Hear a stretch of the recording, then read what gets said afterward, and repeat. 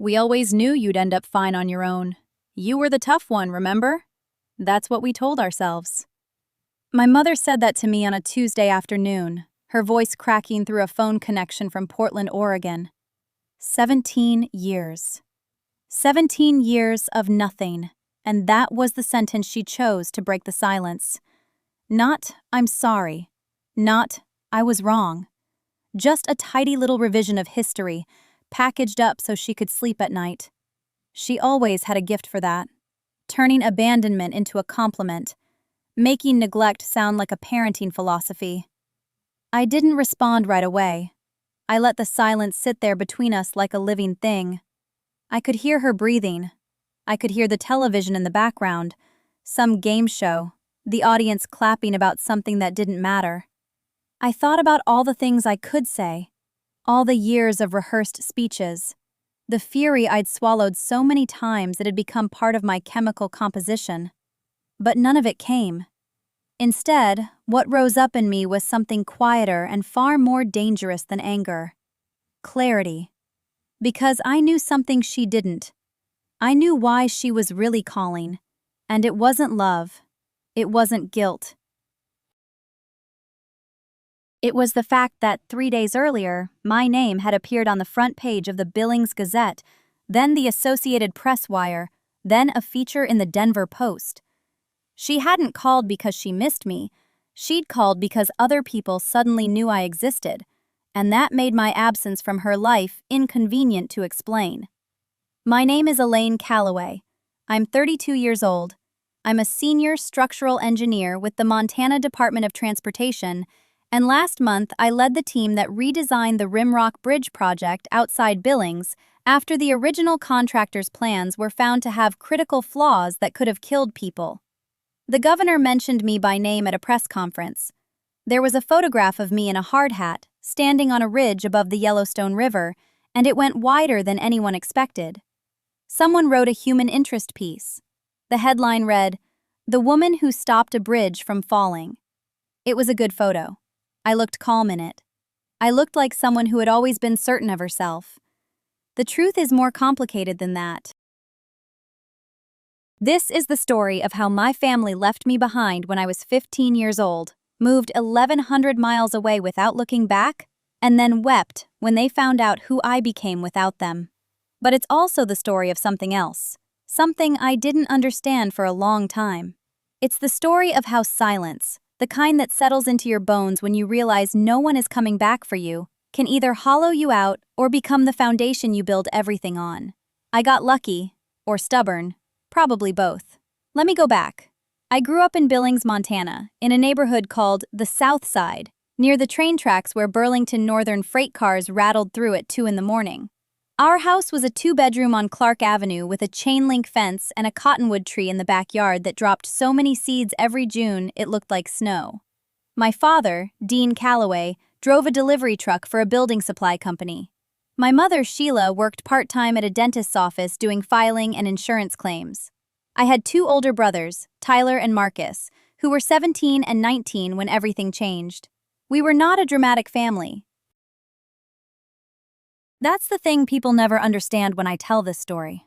They expect violence, addiction, some made-for-TV crisis. But there was nothing like that.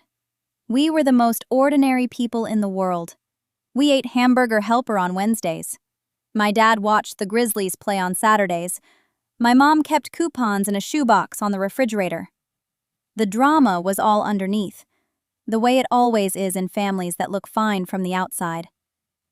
The person who saw it was my grandfather, my dad's father, Walter Calloway, who lived alone in a duplex on 6th Street after my grandmother passed. Grandpa Walt was a retired lineman for Northwestern Energy. He had hands like weathered leather and a gap between his front teeth, and a way of looking at you that made you feel like he was reading a page of your life that you hadn't written yet. He never raised his voice. He didn't need to. He could say more with a long silence and a slow nod than most people could say with 100 words. I used to walk to his place after school. It was 11 blocks, and I'd cut through the Rimrocks trailhead to get there, scrambling up the sandstone and then dropping down into his neighborhood from the ridge. He always had the door unlocked.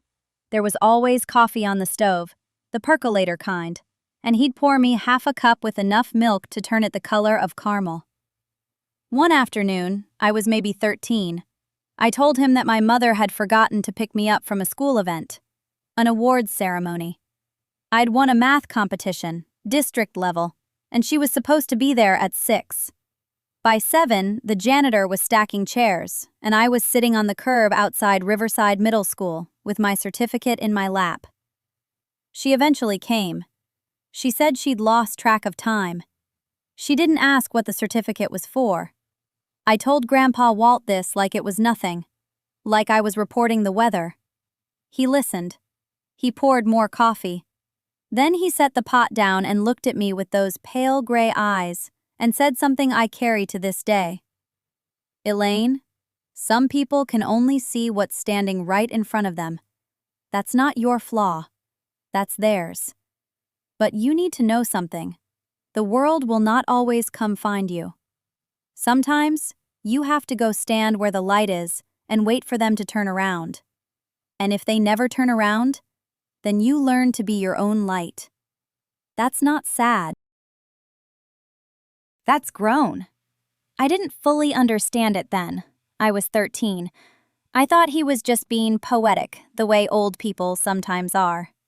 I folded it up and put it away in the same place I put everything I didn't know what to do with. But I remembered it, every word. I should tell you who I was before everything fell apart, because otherwise none of what comes next will make sense. My name is Elaine Calloway. I was born in Akron, Ohio, in a house on Thornton Street that smelled like radiator heat and my mother's hairspray. My father, Dennis, worked at a tire manufacturing plant. Not on the floor, he was quick to remind people, but in logistics. He wore a tie to work every day, even though nobody required it. My mother, Sandra, was a dental hygienist who quit when my younger brother Connor was born and never went back. Connor came along when I was 6. From the moment he arrived, the math in our household changed. I don't say that with bitterness. I'm stating a fact. Connor was a loud baby, a demanding toddler, and by the time he was in school, he was the kind of kid teachers called spirited when they wanted to be kind and exhausting when they didn't. He had attention issues. He had behavioral incidents. He needed tutoring, then a different tutor, then a specialist, then a therapist who cost $200 a session and didn't take insurance.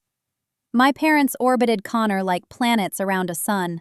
That was their whole gravitational system, and I was somewhere out past the asteroid belt, quiet and cold and doing just fine on my own, thank you. And I was fine. That's the strange part. I was an excellent student. Not the flashy kind who raises her hand and corrects the teacher, the kind who turns in clean work, scores in the 98th percentile on standardized tests, and gets one line on her report card that says, "Elaine is a pleasure to have in class." That one line was the extent of most conversations about me at home. My mother would read it, nod, stick the report card to the fridge with a magnet shaped like a strawberry, and then spend 45 minutes on the phone with Connor's school about his latest incident. I'd hear her voice from my bedroom, tight and rising. She never used that voice for me. I never gave her a reason to. I was small for my age, thin-wristed, with dark brown hair I kept in a braid because nobody ever taught me to do anything else with it. I had a habit of standing with my arms crossed, not out of defiance, but because I didn't know what else to do with my hands. I read constantly. Library books mostly. I liked biographies of women who did things nobody expected them to do. Amelia Earhart, Marie Curie, Harriet Tubman. Women who walked into rooms that weren't built for them and stayed anyway. I didn't think of myself as one of them. I just liked knowing they existed. My grandfather, Eugene, was the one who saw me. He lived alone in a small house in Cuyahoga Falls, about 20 minutes from us, and I spent weekends there whenever my parents needed the space, which was often. He had been a machinist at a tool and die shop for 37 years before retiring. His hands were enormous, scarred across the knuckles, and when he held a coffee cup, it looked like a thimble. He taught me to play chess. He taught me to change a tire. He taught me that silence is not the same as weakness, that watching is not the same as doing nothing. That phrase he told me, about being your own light. He said it on a Sunday morning in his kitchen. I was 13. The linoleum was cracked near the stove, and his radio was playing something with horns. I had just told him, casually, like it didn't matter, that my parents had forgotten to pick me up from a school science fair the night before. I had won second place. I waited in the parking lot for an hour and a half before calling Grandpa Eugene from the school office phone. He came and bought me without a word. The next morning, over coffee, he let me drink half milk. He said what he said. He also told me something else that day, quieter, almost like he was talking to himself. He said, "You've got a patient mind, Elaine. That's rare. Most people want to be seen right now, today, this minute. You're willing to wait. That's a gift. But don't let anyone mistake your patience for permission." I didn't understand that one either, not then. What I understood was this. I had a body that didn't take up much space, and a voice that didn't carry far, and a family that had arranged itself around someone else's needs so completely that my absence from a room could go unnoticed for hours. I knew the exact feeling of sitting at the dinner table while my father talked about Connor's upcoming evaluation, and my mother planned Connor's schedule, and nobody asked me a single question until my father glanced over and said, "You're quiet tonight, Lainey," like it was an observation about the weather. I was always quiet. That was the whole point. That was the thing nobody understood. My silence wasn't emptiness, it was storage. I was keeping everything. Every skipped recital. Every forgotten permission slip my grandfather had to sign because my parents didn't read the paperwork. Every time my mother said, "Elaine can handle it, she's the easy one." As though being easy was the same as being fine. As though not needing help meant not needing anything at all. I had a bad left knee from a fall off my bicycle when I was 11. I hit a curb wrong and something in the joint never healed right. It ached in cold weather. I never told anyone because the one time I mentioned it, my mother said, "Just put some ice on it, honey," and went back to arguing with Connor's school on the phone. So I limped slightly in winter and sat with my legs straight under my desk, and nobody noticed because nobody was looking. That was me at 15. A girl with a limp nobody saw, a brain nobody asked about, and a grandfather who was the only person in my life who had ever looked at me and thought, "There's more here than what's showing." The first time they forgot me was at a restaurant. I was 12. We had driven to a place called Carrabba's on Route 9 in Framingham for my mother's birthday. Connor had been fighting with my father the entire drive about whether he could get his learner's permit early, and Megan had been crying because she wanted to sit in the front seat and nobody would let her. I sat in the back middle, with my knees pressed together and my hands in my lap, and I watched the strip malls go by through the windshield between my parents' headrests. When we got to the restaurant, everybody piled out. Connor slammed his door. Megan ran ahead. My mother was already talking to the hostess by the time I unbuckled my seatbelt. I walked in last and stood behind a fake potted plant near the entrance for almost 4 minutes before my father turned around and said, "Oh, there you are," like I had been the one who wandered off. They ordered bruschetta for the table, and nobody asked if I wanted something different. I don't like tomatoes. I never have. But nobody in my family knew that because nobody had ever asked. That was the first time. I remember it because I wrote it down later in a composition notebook I kept under my mattress. I didn't call it a diary. I called it evidence. I'm not sure what I thought I was building a case for. Maybe just proof that I existed, and that things happened to me, and that I wasn't making it up. The second time was bigger. I was 13 and I had won a regional science fair with a project on water filtration using sand and activated charcoal. My teacher, Mrs. Hensley, had nominated me. The ceremony was on a Saturday morning at Worcester Polytechnic Institute, and I needed a ride. I told my mother on Tuesday. I reminded her on Thursday. On Friday night, she said she remembered. On Saturday morning, she drove Connor to an emergency orthodontist appointment in Natick because he had broken a bracket eating caramel corn. And by the time she got back, the ceremony was over. I called Mrs. Hensley from the house phone and told her I had the stomach flu. Mrs. Hensley said she was sorry and that they had called my name and nobody came up. She said they gave my certificate to another teacher to hold for me. I got it the following Monday in a manila envelope. I opened it alone in the girls' bathroom during lunch. First place, Regional Division. My name printed in a font that looked like calligraphy. I stared at it for a long time, and then I folded it and put it in my backpack, and never showed it to anyone. My mother never mentioned it again. I don't think she remembered it had happened. The third time was the one that left a mark.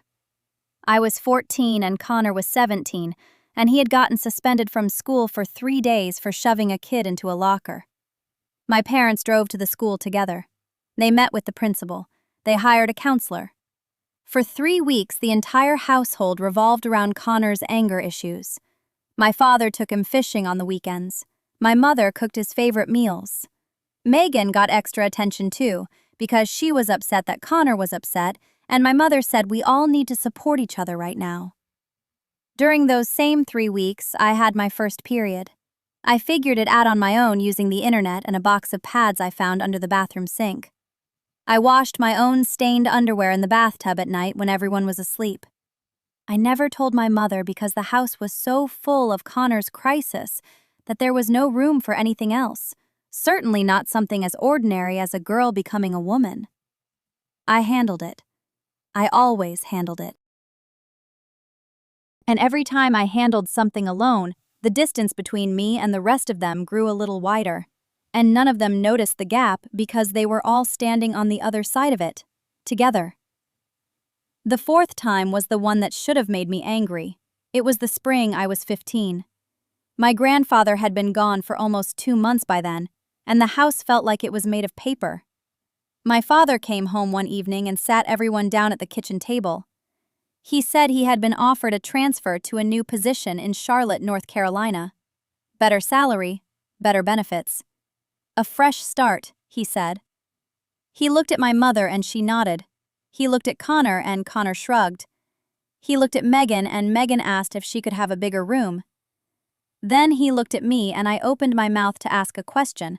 Something about the timeline, about school, about whether we would all go together. But before I could speak, my mother said, "We'll figure out the details later." And then she stood up and started making dinner. The details, it turned out, did not include me. Over the next 6 weeks, I watched my family pack up the house box by box. I watched my mother wrap dishes in newspaper. I watched Connor throw out half his clothes and complain about sharing a moving truck. I watched Megan label her boxes with colored markers. And slowly, in small conversations I was never quite part of, the plan took shape. Connor and Megan would transfer schools. My mother would find work in Charlotte, and I would stay behind with my Aunt Ruth in Worcester so I could finish my sophomore year without disruption. Because I was the one doing well. I was the stable one, and it would only be temporary, just until summer, and then they would send for me. My mother said it like she was doing me a favor. My father said it like it was already decided. And the worst part? The part that I replay sometimes late at night when I can't sleep, is that nobody asked me. Not once. They told me, they explained, they reassured, but they never once sat me down and said, "What do you want? What do you need? Are you okay with this?" Because they already knew the answer. I was the easy one. The easy one was always okay. I stood in the driveway and watched the moving truck pull away on a Sunday morning in June. My father waved from the driver's seat. My mother blew a kiss from the passenger window. Megan pressed her face to the glass in the back of their car and made a silly face at me, and Connor didn't look up from his phone. I stood there with my bad knee aching and a garbage bag at my feet containing the things that didn't fit in Aunt Ruth's spare bedroom. I stood there until the truck turned the corner and disappeared, and the street was quiet, and a neighbor's sprinkler started up, and I realized that no one had said when they would call. That sprinkler ran for 40 minutes. I know because I stood there listening to it, counting the arcs of water hitting the sidewalk, watching the dark patches spread across the concrete. Aunt Ruth finally opened the screen door behind me and said, "You coming in, or you planning to grow roots?" And something about the way she said it, not gentle, not harsh, just factual, made me pick up the garbage bag and walk inside. I didn't cry that night. I want to be clear about that because it matters for what comes next. I didn't cry that night, or the next night, or the night after that. I unpacked my things into the small dresser in Ruth's spare room, the room that smelled like mothballs and old paperbacks, and I folded my clothes carefully, and I lined up my shoes by the closet door, and I went to bed at 10, and I got up at 6, and I went to school, and I came home, and I did homework at the kitchen table, while Ruth watched her shows in the living room. I was 15 years old, and I was performing normalcy like it was a role I had been hired to play. The first week, I checked my phone constantly, every vibration, every notification. I had this certainty, this absolute bone-deep certainty, that my mother would call that evening, or maybe the next morning, to tell me about the new house, to describe my room, to say they had set something aside for me, to say they missed me, to ask how school was. The call didn't come Monday. It didn't come Tuesday. On Wednesday, my father sent a text that said, "Settling in, house is great, hope school is good." And I stared at that text for 10 minutes, trying to decode it, trying to find the warmth in it, trying to read between the lines for the thing he surely meant but didn't say. By the second week, I had stopped checking my phone. Here is what I understood then, standing in Aunt Ruth's kitchen one Thursday evening while she heated up canned soup because neither of us could cook worth a damn. I understood it suddenly, without build-up, without a gradual dawning. It arrived the way a bone breaks, all at once. They were not coming back for me. They had not left me behind temporarily. They had not made a painful strategic decision that kept them awake at night. They had simply continued their lives, and I was not in the frame anymore. I was the part of the photograph that gets cropped out, not because anyone hates it, but because the composition looks cleaner without it. Ruth set a bowl of tomato soup in front of me, and I said, "They're not going to call, are they?" And Ruth, God bless her, did not lie to me. She sat down across the table and blew on her spoon and said, "Probably not the way you need them to." "No," I nodded. The soup was too hot and burned the roof of my mouth, and I didn't care. That was the moment. Not rage, not grief, not some cinematic breaking point where I threw things or screamed into a pillow. It was soup burning my mouth in a kitchen that smelled like old linoleum, and the quiet clicking of Ruth's spoon against the bowl, and the understanding, cold and complete like ice water filling a glass, that I was alone. That I had been alone for years and had simply refused to notice. That every time I had been the easy one, the good one, the one who didn't need anything, I had been building the scaffolding for my own abandonment. I had made it so easy to leave me that leaving me became the obvious choice. I set down my spoon. I looked at Ruth. She was watching me with those sharp gray eyes, the same eyes my grandfather had, and she didn't say anything comforting. She just watched and waited. I said, "I need to get a job." She said, "You're 15. I said, "I need to get a job and I need to save money, and I need to figure out how to apply to college because no one is going to do that for me. Ruth took another sip of soup. Then she said something I will carry with me until the day I die. She said, "Your grandfather told me once that the people who survive aren't the ones who never fall. They're the ones who learn to fall quiet." You fall quiet, Nora. You get up, and you don't make a sound, and you get to work. The world will catch up eventually. Fall quiet. At the time, I thought she meant be silent, be invisible, endure. It took me 17 years to understand what she actually meant. But that night, I made a decision.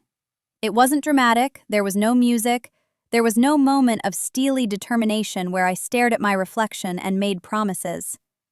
I simply washed my soup bowl, dried it, put it back in the cabinet, and went to my room and opened my laptop and started researching scholarship programs for students with no parental financial support.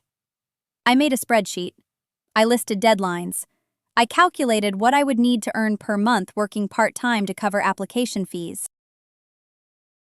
I typed until midnight, and then I closed the laptop and lay in the dark and listened to Ruth snoring through the thin wall and the distant sound of a train passing through the east side of town. I did not cry. I was done with that. I was done waiting for someone to notice that I was worth noticing. I was done being the easy one. Not because I wanted revenge, not because I was angry, but because I had finally, at 15, in a spare room that smelled like mothballs, understood the simplest truth of my life. No one was coming. No one was going to rescue me or choose me or fight for me. If I wanted a life, I would have to build it with my own hands, in silence, with no audience and no applause. And I would. That summer I got a job bussing tables at a diner on 4th Street called Rosie's. The owner was not named Rosie. His name was Gary, and he was a quiet man with a bad hip who paid me $6.25 an hour under the table because I was 15 and he was not supposed to employ me full-time.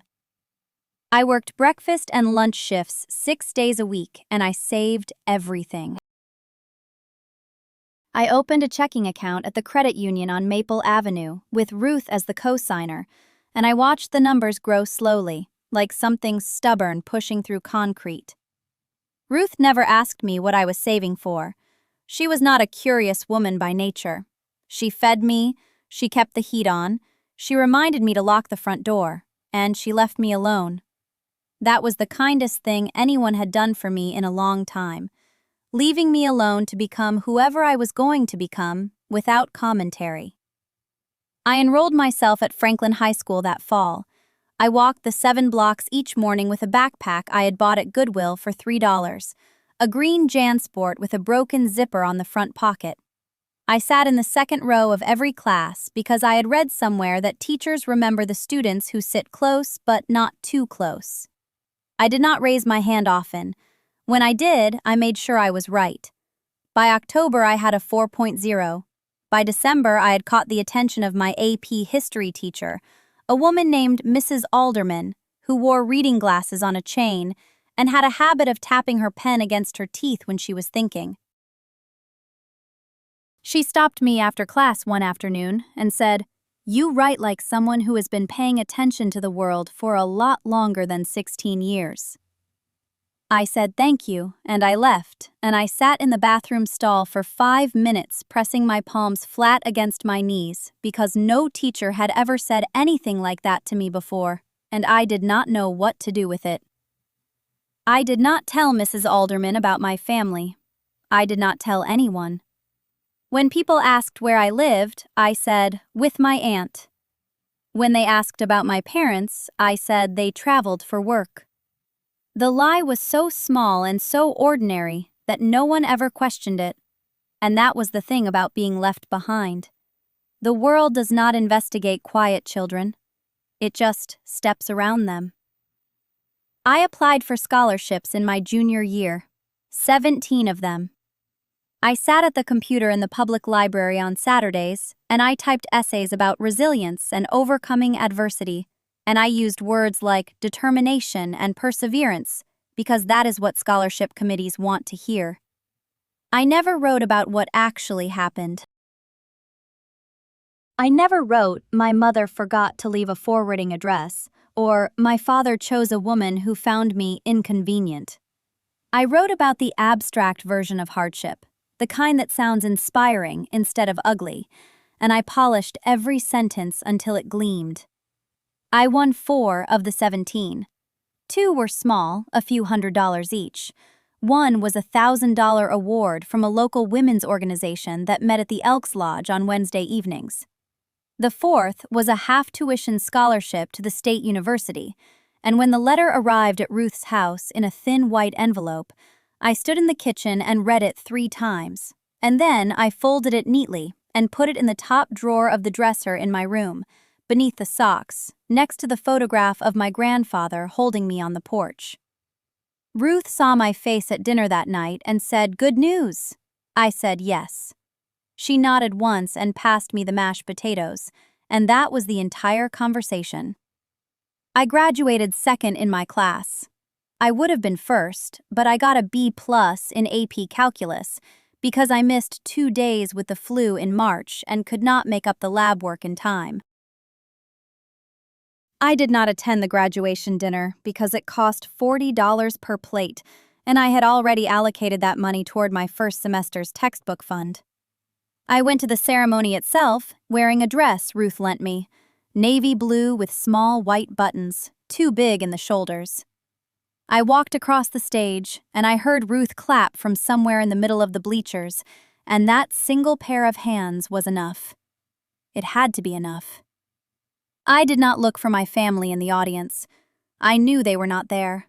I knew they did not know. I had not called my mother since the day I dialed her number from Ruth's phone, 8 months after she left, and heard a child laughing in the background, a child that was not me, and my mother's voice saying, hold on, I'm on the phone."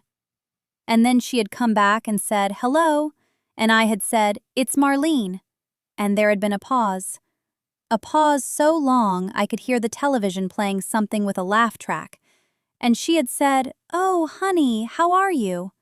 And I had said, "I'm fine." And she had said, "That's good, that's really good. Listen, can I call you back?" And she never did. That was the last time I reached out. I sealed that door with silence, and I never touched it again. Not out of bitterness, out of clarity. Some doors stay closed because opening them costs more than what's on the other side is worth, and I had already spent too much of my life knocking. I moved into a dormitory room the August I turned 18. I had a suitcase, 2 boxes of books, a second-hand laptop I had bought with diner money, and the photograph of my grandfather. I set it on the desk facing my bed so it would be the first thing I saw every morning. I started classes the following Monday.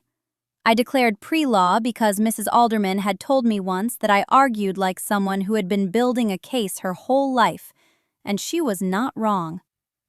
I did not call Ruth often, but when I did, she answered on the second ring and said, "How's the food there?" And I said, "Terrible," and she laughed, a dry, short laugh, and that was how I knew she missed me without either of us having to say so. I sent her a card every Christmas with a $20 bill inside because it was what I could afford, and because she had never once made me feel like a burden. And in this life, that kind of restraint is its own form of love. I graduated summa cum laude from the University of North Carolina at Chapel Hill in the spring of 2011, and 3 people were in the audience. Ruth, who wore the same navy dress she wore to every funeral and every graduation because she said the occasions felt equally serious. Mrs. Alderman, who drove 4 hours from Burnsville and brought a potted fern because she said flowers die, but ferns have spine.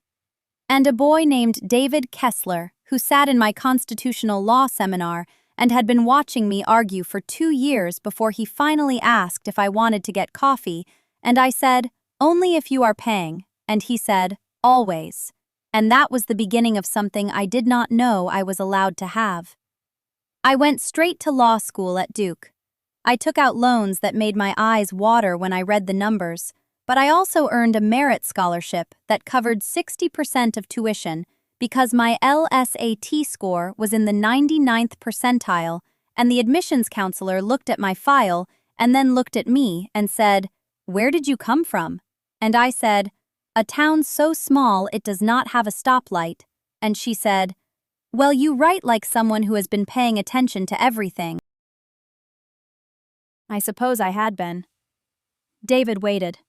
He was finishing his MBA at Wake Forest, and he waited without complaint and without pressure, and on the weekends he drove to Durham, and we ate cheap Thai food on the floor of my apartment, and he never once told me I was too serious, or too quiet, or too much of anything.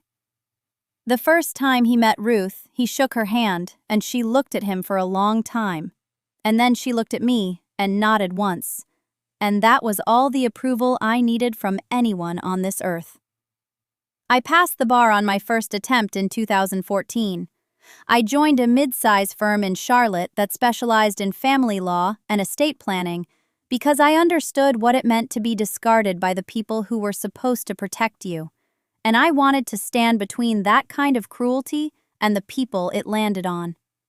Within 2 years, I had built a client list that was mostly women, mostly mothers, mostly people who had been told they did not deserve what was theirs. I was good at it. Not because I was loud or theatrical, but because I prepared until there was nothing left to surprise me, and because I listened the way Ruth had listened, with my whole body, without interrupting, without rushing to the next thing. Judges noticed. Opposing counsel noticed. By 2018, I was a senior associate, and the firm had put my name on a case that went to the North Carolina Court of Appeals, and we won. And the decision was published, and my full name appeared in the legal record for anyone to find. Emmeline Ruth Holloway. Right there in black and white on a state judiciary website. I married David in October of 2016 in a courthouse ceremony with 11 guests. Ruth sat in the front row, and when the judge pronounced us married, she pressed her lips together very tightly, and I knew she was not going to cry, because Ruth Yancey did not cry in public. But her chin trembled once, and that was worth more than applause. Mrs. Alderman read a poem she had written herself, and it was not very good, but it was honest. And David's parents, who were kind, quiet people from Greensboro, hugged me and called me daughter, and I had to leave the room for a moment, because the word hit a place in my chest I thought I had sealed shut. We bought a house in the Myers Park neighborhood of Charlotte. 3 bedrooms, a yard with a magnolia tree, a kitchen with windows that let in so much light in the morning that I sometimes just stood there, holding my coffee, watching the dust float. I put my grandfather's photograph on the mantel. I put Ruth's Christmas cards in a drawer in my desk. I did not put up any photographs of my parents or my brother or my sister because I did not have any. In the 17 years since they left, I heard from my family exactly 4 times.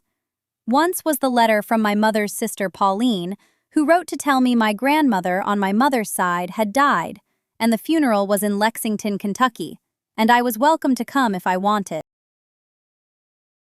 I did not go because I had not seen that grandmother since I was 6, and because the letter was addressed to occupant, and Pauline had to call Ruth to get my forwarding address, which meant none of them had kept it. The second time was a Facebook message from my sister Lorraine in 2013 that said, "Hey, is this Emmeline?" And I replied, "Yes," and she never wrote back. The third was a voicemail from a number I did not recognize in 2015, just breathing and then a hang-up. And when I looked up the area code, it was Dayton. The fourth was nothing, really, just a silence that had a shape and weight and that I carried the way you carry a stone in your pocket, always aware of it, always adjusting. I did not search for them. I want to be clear about that. I did not Google my father's name. I did not look for my mother on social media. I did not try to find out if Kyle had graduated, or if Lorraine had married, or if my parents had bought a house with enough bedrooms for everyone this time. It was not indifference. It was a choice I made every single morning when I woke up and looked at my grandfather's photograph and remembered what Ruth had said about the wood showing what it always was. I had decided what I was. I was not going to keep checking whether the people who left me behind had noticed. Then, on a Tuesday evening in November of 2022, David and I were eating dinner, and my phone rang, and the caller ID said, Dayton, Ohio. And I set my fork down and looked at it, and David looked at me, and I picked it up, and a woman's voice said, Emmeline. And the voice was older and thinner and shaking, but I knew it the way you know the sound of a door that closed on you a long time ago. It was my mother. She said, Oh my God, Emmeline, we found your name. We saw it online. Honey, are you a lawyer? And she was crying so hard she could barely form the words, and I sat very still at my kitchen table, with the magnolia tree dark outside the window, and I said, Yes, I am. And she said, We had no idea. We had no idea you did all of this. And I said, I know. And she said, Your father wants to talk to you. And I heard him in the background saying, Give me the phone, give me the phone. And I closed my eyes, and I let the silence sit for 3 full seconds before I spoke, because I had waited 17 years, and they could wait 3 seconds. And I said, I am listening. My father's voice came on the line, and it was the voice of an old man. Not the voice I remembered. The man I remembered had a baritone that filled rooms and made waitresses laugh, and made you believe that whatever he was saying was the only version of truth that had ever existed. This voice was thin, reedy. It cracked on the second word. He said, Emmeline, baby, we have been looking for you. I did not say anything.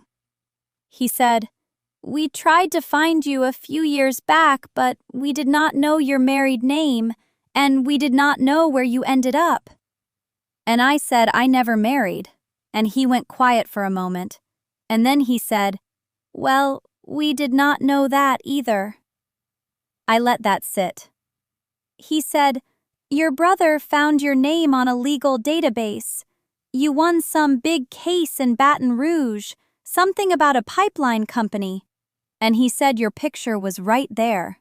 And he showed your mother and she started crying and would not stop. And I said, I know about that case. I was there. He laughed. A nervous laugh. The kind people make when they realize they have said something foolish. Of course you were there, he said. Of course. Then he said the thing I had been waiting 17 years to hear, and also the thing I realized I no longer needed. He said we made a mistake leaving you behind. We should not have done that. I know that now. I sat at my kitchen table and I looked at the reflection of the overhead light in my coffee, and I said, Thank you for saying that. And I meant it. I genuinely meant it. But I also felt the strangest thing, which was almost nothing at all. Like pressing on a bruise that healed so long ago you forgot which leg it was on. He asked if they could come see me. He said they were still in Charlotte. He said my brother Darren had 2 kids now, and my mother had retired from the hospital where she worked intake, and my father himself had had a knee replacement the year before and walked with a cane. And I listened to all of this the way you listen to a neighbor telling you about their vacation. Interested, polite, distant. I said they could come. They drove down 3 weeks later, all of them. My mother and my father and Darren and his wife, whose name was Keisha, and their 2 children, whose names were Miles and Josephine. They pulled up to my house on Britannia Street in a rented minivan, and my mother got out first, and she stood on the sidewalk and looked up at the house and put both hands over her mouth. It is a beautiful house. I will not pretend otherwise. It has a wraparound porch and original ironwork, and the magnolia tree in the side yard is 70 years old and drops white blossoms on the walkway in June. I bought it 9 years ago with money I earned writing briefs at 2 in the morning and arguing motions in courtrooms where nobody gave me anything I did not take for myself. My mother hugged me, and she smelled like the same lotion she always used, that cocoa butter from the drugstore. And for 1/2 of 1 second, I was 15 years old again, standing in an empty apartment listening to the quiet. Then the half-second passed, and I was myself again. My father shook my hand. He did not hug me. He looked at me with an expression I had seen on clients' faces in mediation rooms. It was the expression of someone who knows they are on the wrong side of the facts. We sat on the porch and I made iced tea, and Darren's kids ran around the yard, and Keisha complimented the garden, and for about 20 minutes it felt almost normal, until my mother said, "So tell us everything. Tell us about your life." And I looked at her and I said, "What would you like to know?" And she said, "All of it. From the beginning." I told them some of it. I told them about Aunt B taking me in. I told them about finishing school and working at the crawfish place and going to Loyola. I did not tell them about the nights I sat on Aunt B's porch and could not breathe. I did not tell them about the guidance counselor who asked me to fill out emergency contact forms, and I wrote my aunt's name and then sat in the bathroom for 10 minutes afterward. Some things are mine. Darren was the one who surprised me.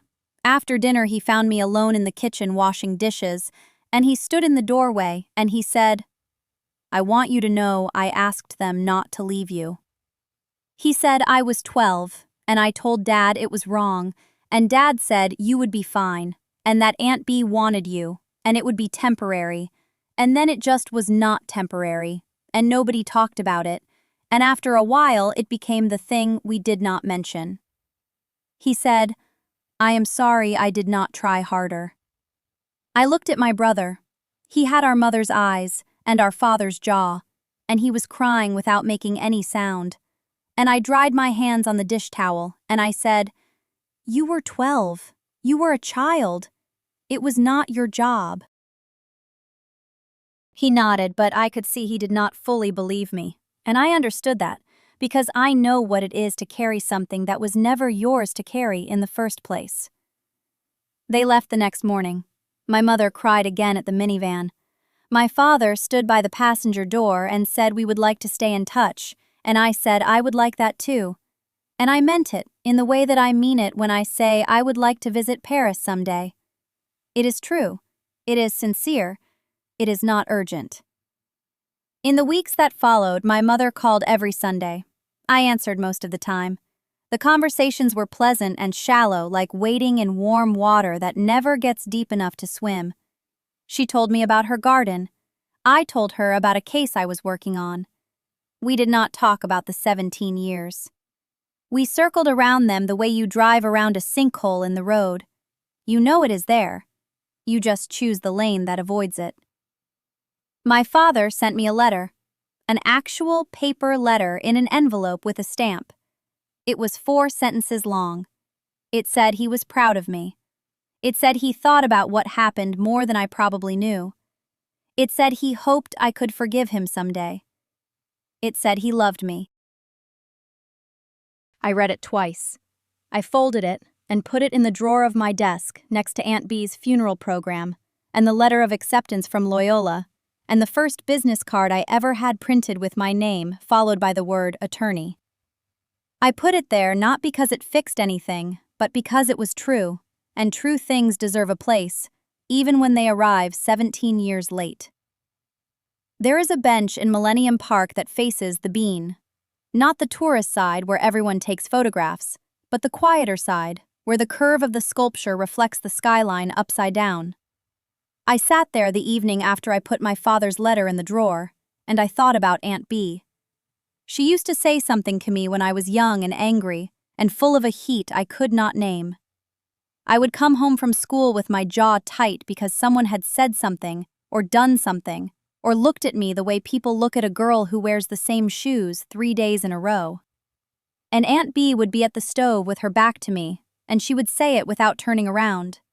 She could hear the anger in how I shut the door. She would say, "Nora, still water runs deep, but it also runs clean. Let it settle. Then drink." I did not understand her then. I thought she was telling me to be patient. I thought patience was her lesson.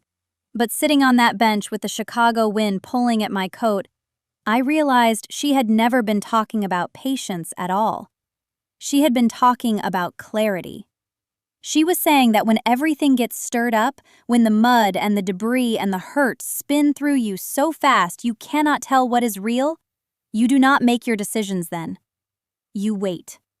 Not because waiting is a virtue, but because you cannot see the bottom until the water goes still. And when it does, when you can finally see all the way down, then you know what to drink and what to leave. I had waited 17 years. That was longer than she probably meant. That was longer than anyone should have to wait to be seen by the people who were supposed to see them first. I know that now.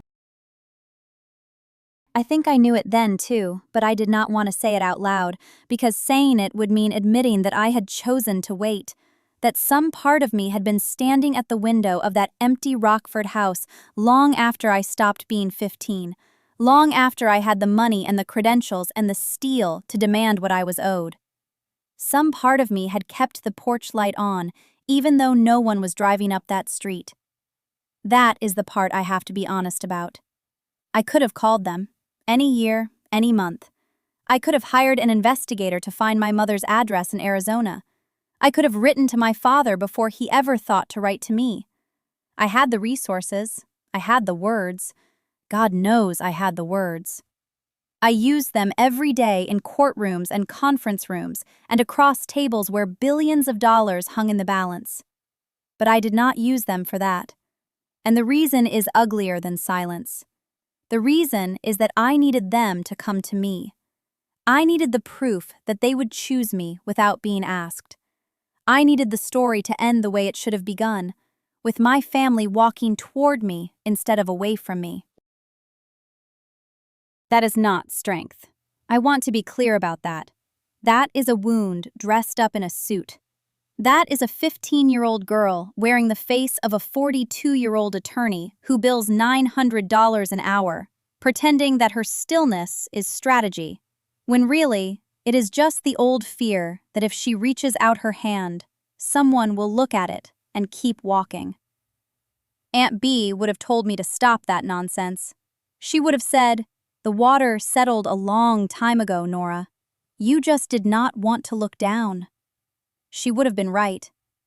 I think about the things I missed by holding my ground so perfectly.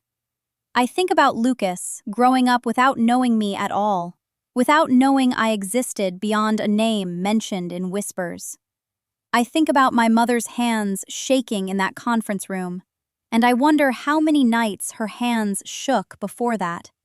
How many nights she sat alone in Scottsdale and thought about the daughter she left in a house that was no longer a home, and told herself the same lie I told myself, that it was the other person's job to reach out, that the one who was wronged gets to wait, that waiting is dignity.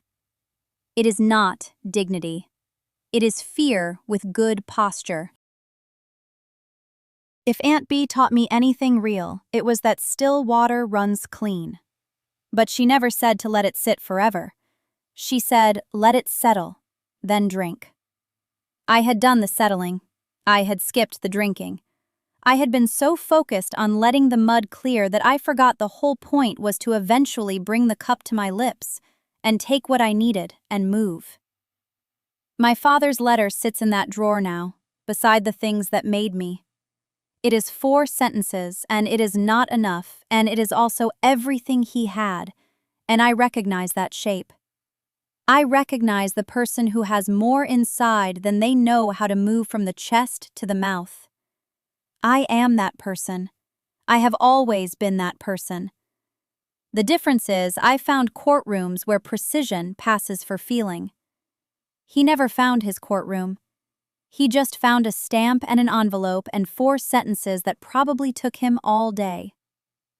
I will not call what happened forgiveness because that word is too clean for the truth. The truth is messier. The truth is that I understand and I am still angry, and I am tired of being angry, and I miss people I barely know, and I wish Aunt B were alive to tell me what to do with all of it. The truth is, still water does eventually run clean, but it takes longer than anyone tells you. And when you finally look down, what you see at the bottom is just yourself, standing there the whole time, waiting to be told it is safe to move. It is safe to move. I know that now. Not because someone finally said it, not because a judge ruled it or a letter confirmed it, or a therapist gave me permission on a Tuesday afternoon in her office on Sycamore Street, with the white noise machine humming behind the door. I know it because I woke up one morning last October, and the first thing I thought about was not my family. It was coffee. Just coffee. The way the light was coming through the kitchen window onto the counter, and how the mug I like best, the heavy blue one with the chip on the rim, was already sitting there from the night before because I had been too tired to wash it. I stood in that kitchen in Columbus, Ohio, barefoot on cold tile, and I poured coffee into a chipped mug, and I drank it standing up, and the first thought in my head was, "This tastes good." That was the morning I understood Aunt B's phrase, "Still water runs clean." She was not talking about patience. She was not talking about waiting for justice, or vindication, or the day the people who left you behind would finally weep and beg. She was talking about this. A Tuesday, a kitchen, coffee that tastes good because you are not filtering it through 40 years of asking why. She was talking about the moment you stop stirring the silt and just let yourself settle.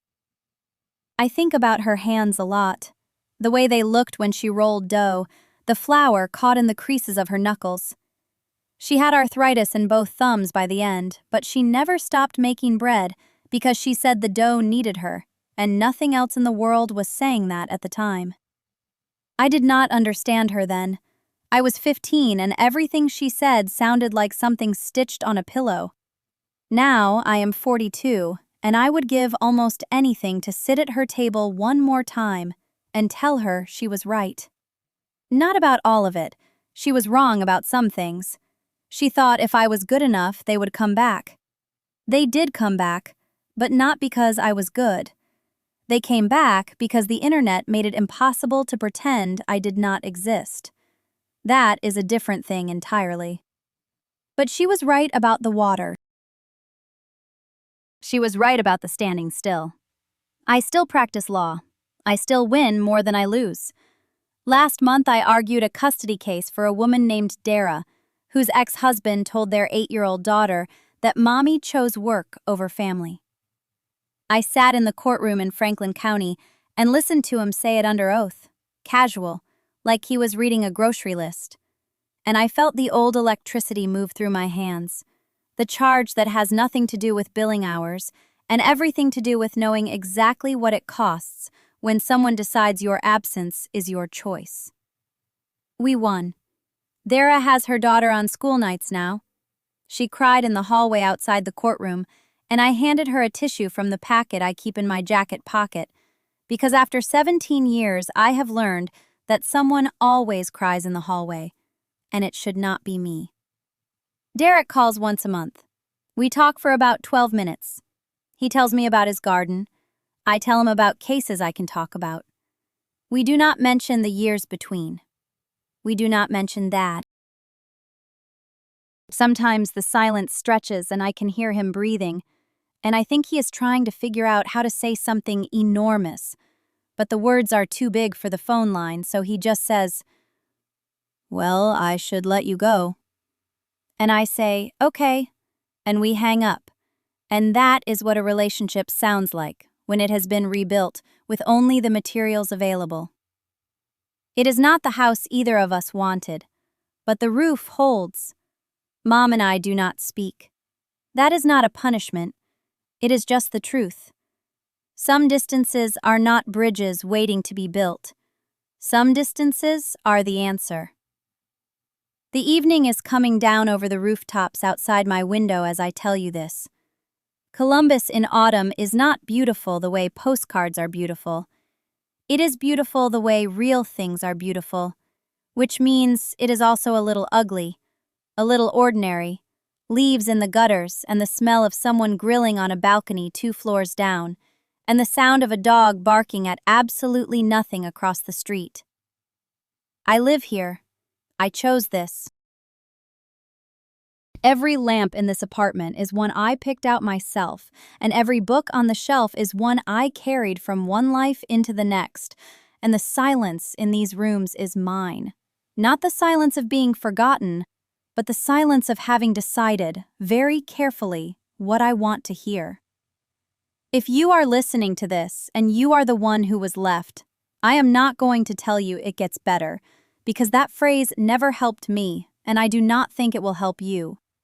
What I will tell you is that one day you will stand in your own kitchen, and the coffee will taste good, and you will realize you are not waiting anymore. You are just living, and it will feel so ordinary that you might miss it if you are not paying attention. Pay attention. That ordinary morning is the whole thing. That is what survival actually looks like. Not a courtroom, not a headline, not your family weeping when they find your name. It looks like a Tuesday and a chipped mug and light through a window, and you, still here, still standing, the water finally clear enough to see the bottom. And at the bottom, there is nothing to be afraid of. It is only you.